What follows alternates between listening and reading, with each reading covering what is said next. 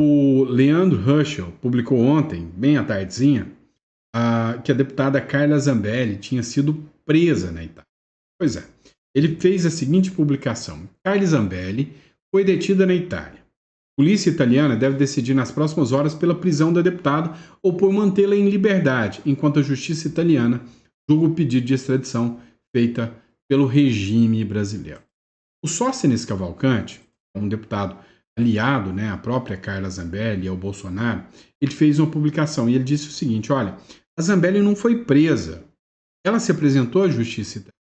Dá uma olhada na publicação do Sóstenes Cavalcante.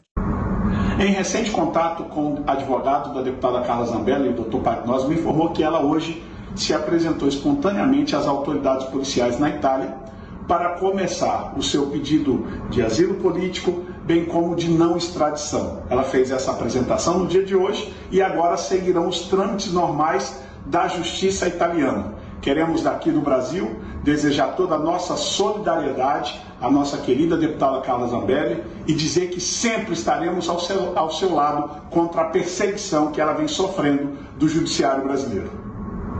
Pois é, a informação que nós temos até agora é que a Carla Zambelli ela se apresentou porque ela já tinha feito, né, junto dos seus advogados, e essa é a importância de ter um bom advogado, né, contato com a justiça italiana, que disse que ela pode sim fazer a solicitação de asilo político, mas, para tanto, ela não poderia fazer na condição de foragida.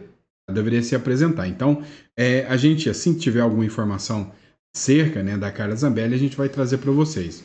Mas, se ela se apresentou, a hipótese, né, da Carla Zambelli ter um respaldo legal, vantajoso, por parte da Itália, é grande. Pois é, deu para vocês verem já o nível, né, das matérias que a gente vai tratar hoje com vocês. Hoje é dia 30, esse é o nosso primeiro editorial do dia, o nosso Café com Política. Seja muito bem-vindo, muito obrigado pela confiança e pela credibilidade.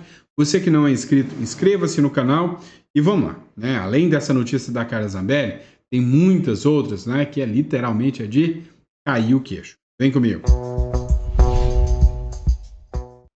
Vamos lá, o jornal o Globo publicou ontem que o Bolsonaro participou, né, de uma motociata em Brasília. Ele não subiu, né, nas motocicletas, não, ele veio, acompanhou, e ele estava acompanhado, inclusive, da Michelle Bolsonaro, a ex-primeira-dama, e também do seu filho, né, o senador Flávio Bolsonaro. Segundo a matéria do Globo, o que chamou a atenção foi que os motoqueiros que participaram dessa motociata, todos eles estavam, né, junto de bandeiras e faixas de apoio ao Donald Trump. E aí começou uma crítica muito grande, né? Se eles estão favoráveis às tarifas. E aí chegou um deputado petista, né? A informação que tem de bastidores é que ele vai pedir a investigação de quem participou da motociata por atentado contra o Brasil. Ou seja, hoje, você falar que você apoia as medidas do Donald Trump, você é um traidor da pátria na visão dos petistas, né? Agora, quando é para você estar do lado do Irã, do Hamas, não está traindo ninguém. E que nível que o Brasil chegou, né? Mas enfim, o Brasil se tornou alvo de questões internacionais, ou seja, a política brasileira internacionalizou. Você viu essa matéria da Gazeta do Povo? O parlamentar da Europa diz que Bolsonaro sofre ataque direcionado do judiciário. Literalmente, o Brasil está em maus lençóis. O deputado é o George Simeon, que é o líder romeno, acusou o STF de perseguição ao Bolsonaro. O parlamentar romeno, né, que é o George Simeon, ele foi ex-candidato à presidência da Romênia, teve uma boa representatividade e agora ele é membro do parlamento romeno. Ele criticou o Supremo Tribunal Federal Brasileiro por, segundo ele, perseguir, né, e conduzir uma perseguição política contra o Bolsonaro. Ou seja, algo sem precedentes, né, o que está acontecendo aqui no Brasil. Ele destacou também o bloqueio das contas bancárias de Heloísa Bolsonaro, esposa do Eduardo Bolsonaro, que está lá nos Estados Unidos, né? Então, assim, o Brasil hoje virou um caso internacional de discussão sobre até onde que vai a democracia, mas tem quem apoia, tá? Tem quem apoia o que está acontecendo contra o Brasil. Exemplo é o próprio presidente do Supremo Tribunal Federal. Olha o que ele falou. Ele, clara afronta, né, ao Trump e ao governo norte-americano, ele disse que bloquear 3 perfis, né, de residentes nos Estados Unidos é um preço baixo demais pela democracia. Justamente ele está confessando aqui que teve avanço, né, de bloqueio de perfis lá nos Estados Unidos. O presidente do Supremo Tribunal Federal, que é o ministro Luiz Roberto Barroso, ele disse nessa terça-feira que o bloqueio de 3 perfis nas redes sociais de pessoas que moram fora, fecha aspas, é um preço muito baixo a ser pago pela manutenção da democracia. Segundo ele, em tempos recentes, presenciamos uma onda de ataques às instituições, ao sistema eleitoral e especificamente ao Supremo Tribunal Federal. Algumas postagens, dezenas e não milhares, que apoiavam o golpe ou eram criminosas, foram removidas. Nesse momento, há 3 perfis que foram banidos por decisão da corte. São 3 pessoas que, segundo Barroso, moram fora e que continuam postando porque não temos jurisdição extraterritorial. Então, o preço que pagamos é bem baixo, porque conseguimos preservar a democracia no Brasil.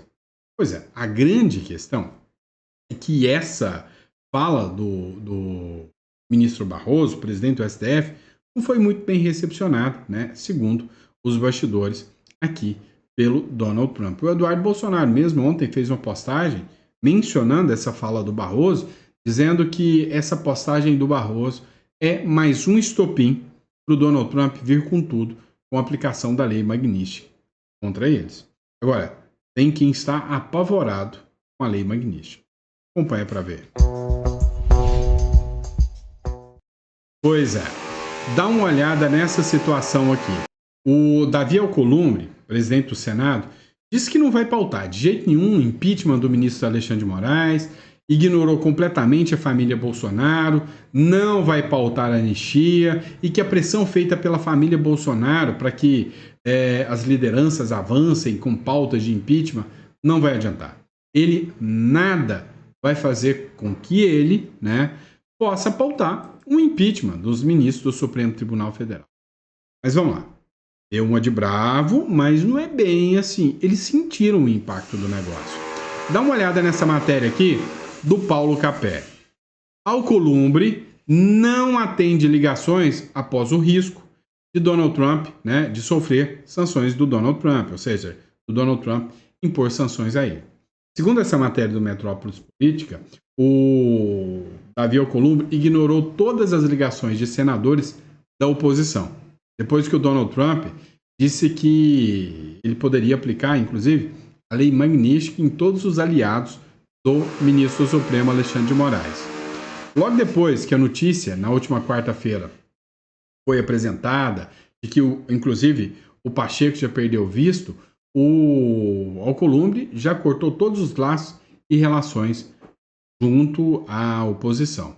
Olha só, geralmente, solícito para conversar e ouvir pleitos de colegas de parlamento, mesmo durante o recesso, Alcolumbre não atendeu as ligações nem respondeu às mensagens. Ou seja, quer evitar ao máximo que essas sanções cheguem até ele. Resultado, não vai conseguir. É fato, é notório que logo o presidente da Câmara e do Senado serão sancionados pelo Donald Trump, é o que dá para perceber. Vamos lá, pessoal. Vamos falar de um caso público e notório que está dando uma ampla repercussão. Caso Felipe Martins. Olha essa matéria do Poder 360. O Felipe Martins deveria estar solto de jornal dos Estados Unidos em editorial. Pois é, uma publicação que saiu no dia 27, lá do Wall Street Journal, continua dando repercussão. Segundo essa matéria do Poder 360, o Wall Street Journal defende que o Brasil defende que o Brasil usou registros falsificados de controle de fronteira para prender, né, o Felipe Martins. Ou seja, foi para cima do Felipe Martins com registros falsos. E por causa disso, né, ele precisa, mais rápido, estar solto. Ele não está solto. Ele está, bem dizer, em prisão domiciliar, usando tornozeleira, não pode sair, né, de casa. Até o Mário Sabino, que é anti-Bolsonaro, odeia o Bolsonaro, falou do absurdo, né, da loucura que foi esse caso aqui que envolve o Felipe Martins. Dá uma olhada nessa publicação do Mário Sabino. As garantias democráticas precisam existir para Felipe Martins, ou seja, aqui abertamente o Mário Sabino fala, não estão sendo aplicados a defesa, contraditório e garantias democráticas. Na matéria, ele critica o Felipe Martins, como por exemplo nesse primeiro perfil, ele escreve assim, ó, o Felipe Martins teve um comportamento abjeto durante o período em que atuou como o Celso Amorim de Jair Bolsonaro. Até gesto racista associado aos supremacistas brancos fez durante uma sessão do Senado. É patético, né? Esse argumento aqui é bem ridículo, esse argumento, né? Fez durante uma sessão do Senado. Mas é um cidadão brasileiro que deveria estar no pleno gozo de seus direitos, mas não está. Ele foi acusado por Alexandre de Moraes de ser um dos participantes da suposta tentativa de golpe na condução de integrante de um certo núcleo jurídico, responsável por formular e representar o ex-presidente a tal minuta para impedir a posse de Lula. Agora, a verdade que se tem é que esse caso do Felipe Martins ainda dará uma repercussão muito grande. Olha só, o Moraes, inclusive, ficou incomodado porque a primeira vez que o Felipe Martins pôde falar dentro de algo que ele pudesse manifestar foi no processo do Supremo Tribunal Federal, o que deu de grande repercussão. O ministro do Supremo Tribunal Federal, Alexandre de Moraes, ele mandou que o presídio explicasse uma denúncia que foi feita pelo Felipe Martins. Tá, na denúncia, o Felipe Martins foi para uma solitária. A Bárbara do Te Atualizei, ela falou muito sobre isso. Ou seja, ele ficou preso em um lugar separado, né, onde ele teve que ficar ali numa sala escura. No seu interrogatório como réu dessa ação, segundo essa matéria do Metrópolis, o Felipe Martins denunciou uma suposta irregularidade na unidade prisional durante o período em que esteve preso. Martins afirmou ao STF, em interrogatório sob a presidência do juiz auxiliar de Moraes, que é o Rafael Henrique Tamay, que foi mantido em isolamento durante parte do período em que esteve na prisão. E ainda, após o período de triagem, teria ficado numa cela sem iluminação. É o corró, né? O literal é solitária. Pois é, se alguém ainda duvida, né, os métodos espúrios que são utilizados contra quem é crítico do regime, não duvide mais, né? Agora, chamou atenção o próprio ministro Alexandre de Moraes pedir que a agência, né, penitenciária lá, que é a unidade prisional, explique o que aconteceu. Caramba, né? Vamos esperar para ver essa explicação.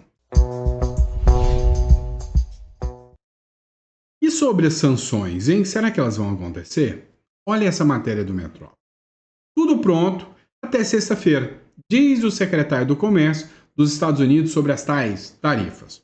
Pois é, o secretário de Comércio dos Estados Unidos, que é o Howard Lutnick, voltou mais uma vez a afirmar nesta terça-feira que o governo do presidente Donald Trump não está para brincadeira.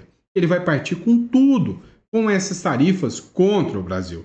E não adianta o Brasil espernear, não adianta o Brasil chorar. Essas tarifas vão chegar, né? Vão chegar até o Brasil.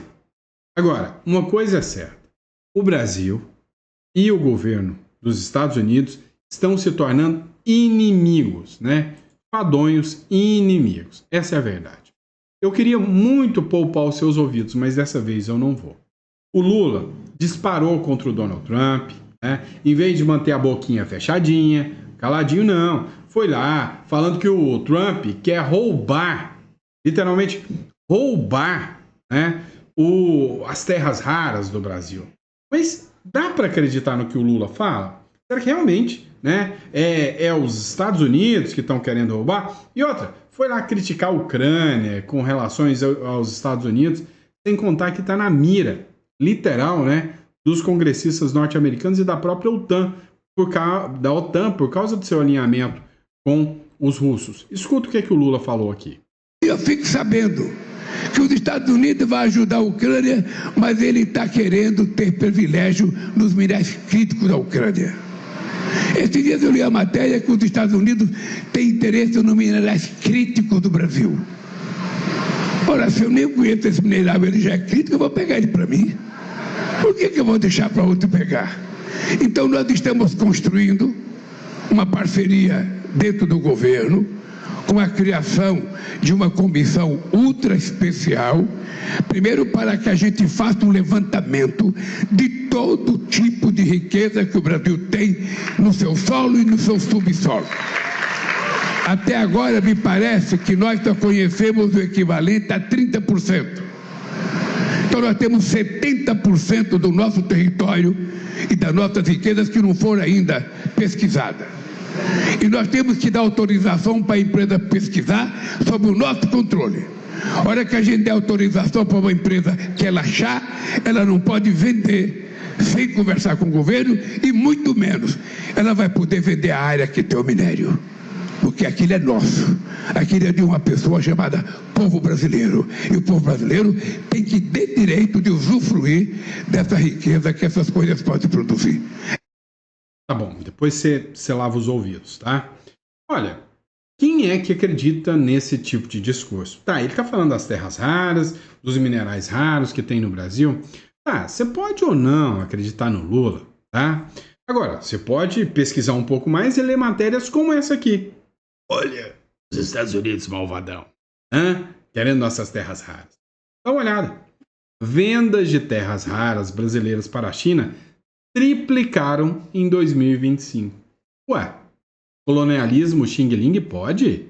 É possível. Ué, o Brasil exportou 6,7 milhões em minerais utilizados na indústria tecnológica no primeiro semestre desse ano. 3 vezes o total de 2024. Ou seja, você vê esse discurso nacionalista, a terra é nossa, nós vamos cuidar da nossa terra. Você até finge que acredita, né? Mas não acredita não. Não acredita não. É conversa fiada do Lula, né? Não dá para acreditar. Quando é para entregar para a China, pergunto, está sendo fiscalizado pelo governo, né? Esse minério todo? Coloca a mão na consciência se dá para confiar. Eu acredito que não. E aí, enquanto o Lula fica lá atacando a Ucrânia, atacando os Estados Unidos, olha só o que o senador norte-americano Lindsey Graham falou de novo, né, na última segunda-feira. O Brasil pode pagar, abre aspas, um preço alto por apoiar a Rússia, diz aliado de Trump. O senador norte-americano Lindsey Graham, do Partido Republicano, afirmou em publicação no X da segunda-feira que países integrantes do BRICS, como Brasil, China e Índia, sustentam a máquina de guerra de Putin e, por isso, estão prestes a pagar um preço há muito devido. Meu irmão, por muito menos o Putin partiu para cima da Ucrânia. Putin subestimou seriamente o presidente Trump. Espero que países como China, Índia e Brasil, que sustentam a máquina de guerra de Putin, esteja prestes a pagar um preço há muito devido, escreveu o parlamentar nas suas redes sociais. E aí você imagina, não, peraí, o Brasil vai quietar o facho, né? Vai sossegar o rabinho, vai parar de ficar caçando briga, não é? Não é bem assim. Mas literalmente não é bem assim mesmo. O Brasil aplicará sanções a Israel por, abre aspas, genocídio em Gaza, diz chanceler da ONU. Olha só. É o Celso Amorim, né, o ministro do Brasil, ameaçando os israelenses. A gente já viu na história que isso não dá muito certo. O governo brasileiro, segundo a matéria da Gazeta do Povo, endureceu o discurso contra Israel. Anunciou nesta segunda-feira uma série de medidas de retaliação diplomática, comercial e militar, em resposta ao que ele classifica como um, abre aspas, genocídio na faixa de Gaza. O anúncio foi feito pelo ministro Mauro Vieira das Relações Exteriores do Brasil em Nova York. Entre as medidas, presta atenção. Vocês vivem falando que eu sou radical. Eu falo que o Lula vai enfiar o Brasil em guerra e que eu estou causando pânico em vocês. Escuta isso aqui.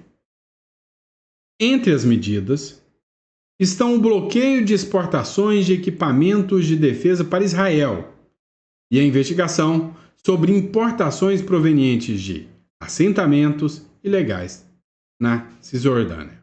Ou seja, bloqueio de exportação de equipamentos de defesa para Israel. O Brasil está entrando no campo militar. Deixar de mandar equipamentos de defesa para Israel é entrar na sanção militar. Para. Ó, abre aspas. Essas são as ações legais que os estados podem tomar agora. A credibilidade da ordem internacional depende dessa aplicação não seletiva. O que precisamos agora é vontade política e um robusto processo de acompanhamento dessa conferência. Você entendeu o que está acontecendo? É o Brasil indo na ONU pedir que Israel seja sancionado e que os países membros da ONU não vendam equipamentos de defesa militar para Israel. É para que Israel não possa ter um domo de ferro para se defender do Irã. É que Israel não possa ter um domo de ferro para se defender, né, do Hamas lá da Palestina. Ou seja, é o Brasil advogando, fazendo lobby junto aos outros países para Israel se ferrar. Como que você acha que Israel e o próprio Donald Trump estão recepcionando essa mensagem? Você acha que com um sorriso no rosto? Você acha que o Lula não está caçando sarna para coçar para o povo brasileiro? Ah, para.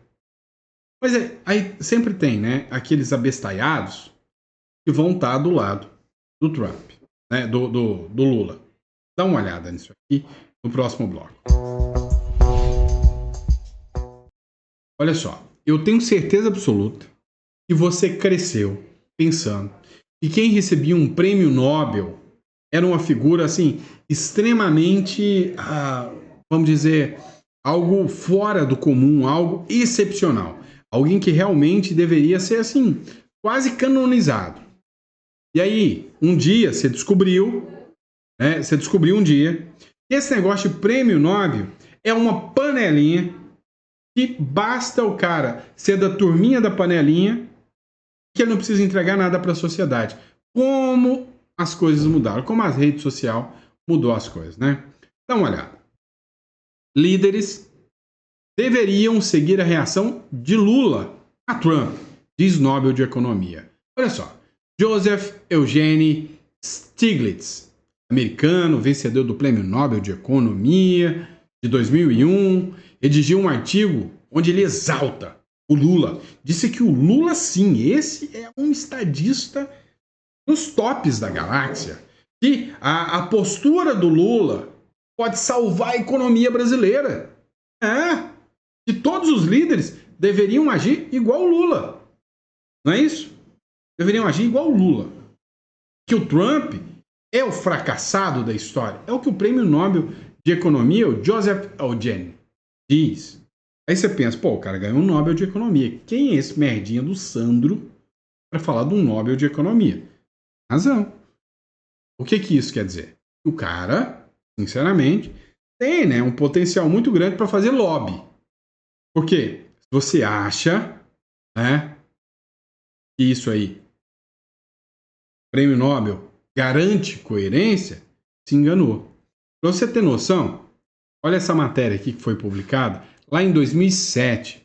Esse mesmo, Joseph Stiglitz, né, ele foi em Caracas, na Venezuela, e disse que lá, né, as políticas aplicadas pela Venezuela naquela época, né, aves, eram maravilhosas.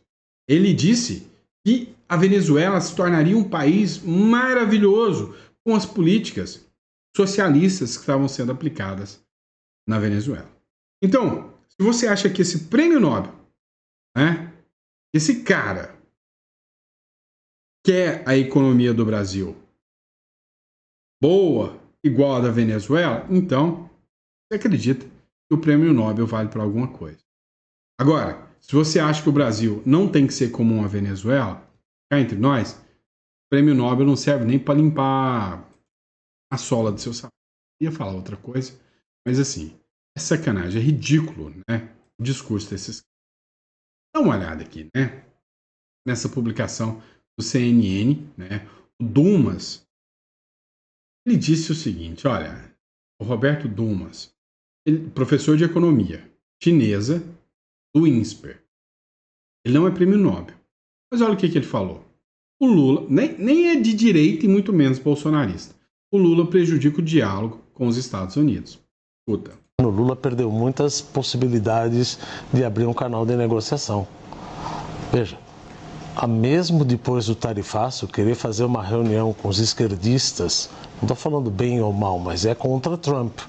Lá no Chile, e ainda no Chile fazendo na Argentina, entrando com Cristina Livre, e depois falando em desdolarização, e aí usa o argumento, não sei se é a narrativa correta ou o ar está um pouco rarefeito para as discussões aprofundadas, aparentemente. Tá? A culpa é do Bolsonaro ou a culpa é do Lula? Não é questão disso, é questão de você saber que o Lula tem um papel a fazer, tem um papel a exercer como líder de Estado, não líder de governo. Ele está participando, ele está agindo como um líder de governo. Ele está fazendo isso para ganhar cada vez mais votos e ganhar cada vez mais popularidade. Só que isso está prejudicando a negociação com Trump. Então, usar sempre o argumento de Bolsonaro, Bolsonaro, Bolsonaro, isso ajuda talvez na popularidade dele no curto prazo. Vamos ver no longo prazo. O governo Lula... Pois é. Este é um professor de economia chinesa do INSPER. O outro, que diz que o Lula está fazendo certo, é o Nobel da Paz. E aí, o que você acha? Inclusive, esse mesmo cara Nobel da Paz aí, foi um que exaltou o Maduro também, tá? Dá uma olhada, diz que Venezuela é uma bela de uma democracia. Ó, os Estados Unidos, isso aqui é que é democracia. Ó. Estados Unidos anunciaram uma recompensa de 25 milhões de dólares por informação contra Maduro. O governo norte-americano acusa o presidente da Venezuela de integrar o grupo criminoso chamado Cartel de los Soles. O DEA, que é o órgão que pegou o Pablo Escobar, quem assistiu aí a série Narcos do Pablo Escobar, sabe que o DEA, né, é o sistema de repressão às drogas.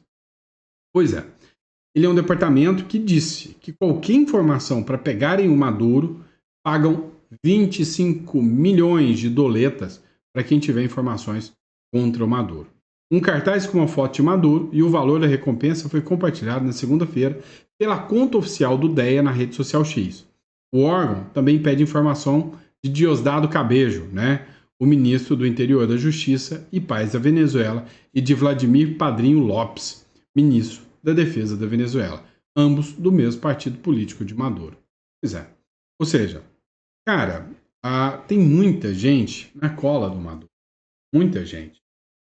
Os Estados Unidos fez uma publicação no sentido de que o Maduro não é um presidente eleito. Ele é só um líder de um cartel terrorista. Nada mais do que isso. Só isso. Né?